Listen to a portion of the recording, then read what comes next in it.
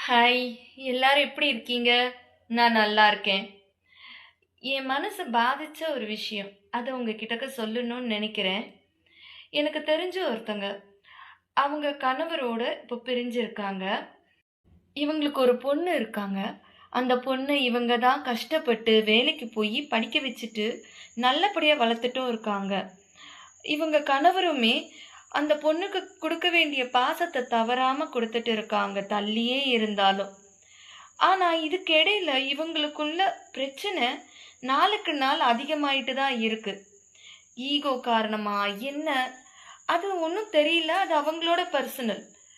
ஆனா, இப்ப அந்த பொண்ணோட அம்மா, "நான் ஏன் படிக்க வைக்கணும்? உன் பொண்ணு தானே! நீ பாட்டுக்கு விட்டுட்டு போயிட்ட. என்னால முடியாதுங்கிறாங்க."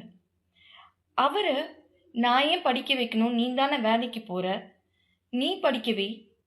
நான் ஏன் வளர்க்கணும்? நீ வளர்த்துக்கோ." அப்படின்னு.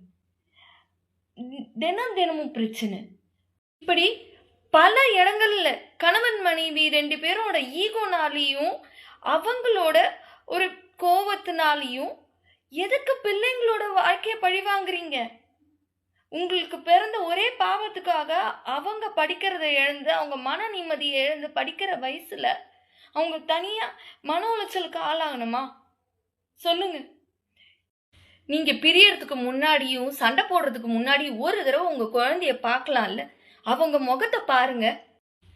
அவங்கள பார்த்தாலாவது இவங்களுக்காக நம்ம ஒண்ணா இருக்கணும் அப்படின்னு நினைக்க தோணும்ல.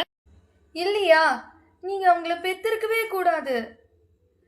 உனக்கு எதுக்குடி நீயே இதெல்லாம் சொல்ற அப்படின்னு நினைக்கலாம். நீ ரொம்ப ஒழுங்கா அப்படின்னு கூட சில பேர் நினைக்கலாம். ஆனா இப்பவும் யோசிக்கிறது உண்டு.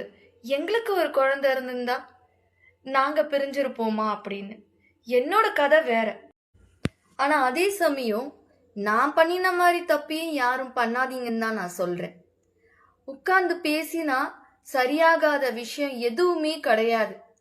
எதை வேணாலும் சரி செய்யலாம். பேசுங்க. பிள்ளைங்களை நினைச்சு பாருங்க. சுத்தி உள்ளவங்களை யோசிச்சு பாருங்க. எதுக்காக ஈகோ? எதுக்காக சண்டை, பிரச்சனை? சந்தோஷமா வாழலாம் இல்லையா? நான் சொன்னதுல ஏதாவது தவறு இருந்தா மன்னிச்சிருங்க. நன்றி.